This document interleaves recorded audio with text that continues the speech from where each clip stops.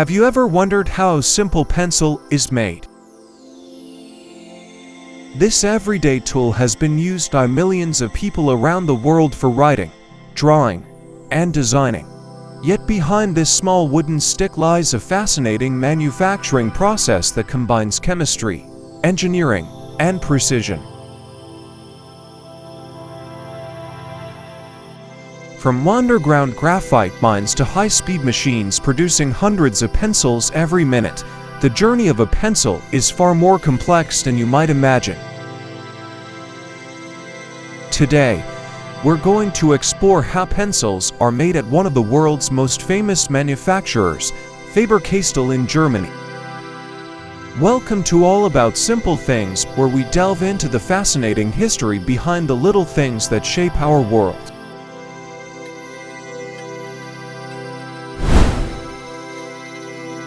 The history of the pencil. Pencils have been used since the mid-1500s, when early graphite deposits were discovered in England.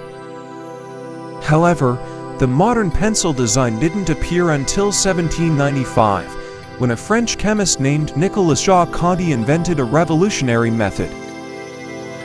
He mixed powdered graphite with clay and baked the mixture in a kiln. This allowed manufacturers to control the hardness of pencil cores. This simple innovation laid the foundation for the pencils we still use today. What is pencil lead? Despite its name, pencil lead actually contains no lead at all. The core of a pencil is made from graphite, a form of carbon that is soft and slippery. Interestingly, graphite has a structure related to diamond, which is also made from carbon. However, graphite's layered structure makes it ideal for leaving marks on paper. When you write with a pencil, tiny layers of graphite rub off onto the paper surface. Mining the graphite. The process begins with graphite mining.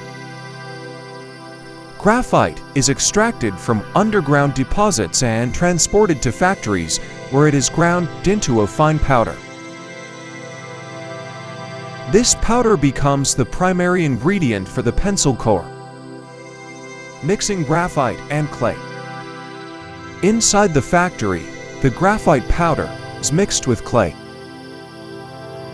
The ratio between graphite and clay determines the hardness of the pencil.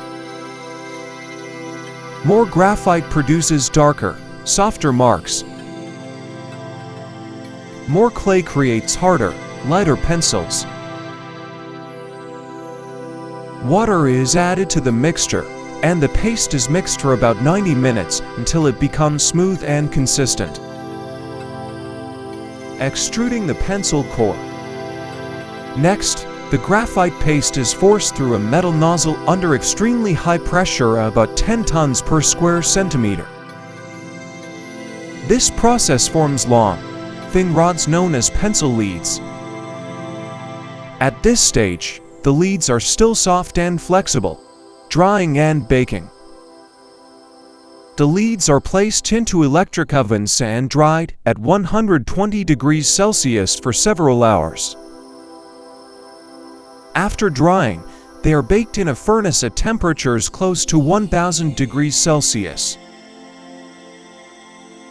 This firing process hardens the leads and determines their final strength. Testing the lead. Each batch of pencil lead is carefully tested. Engineers check its durability and how quickly it wears during writing. There are 16 standard grades of pencil hardness, ranging from 8B to 6H. D stands for black, producing darker marks. H stands for hard, producing lighter lines. The most common pencil used in schools is HB, which balances hardness and darkness. Preparing the wood. Now it's time to create the pencil body. Manufacturers typically use cedar wood because it is lightweight, strong, and easy to sharpen.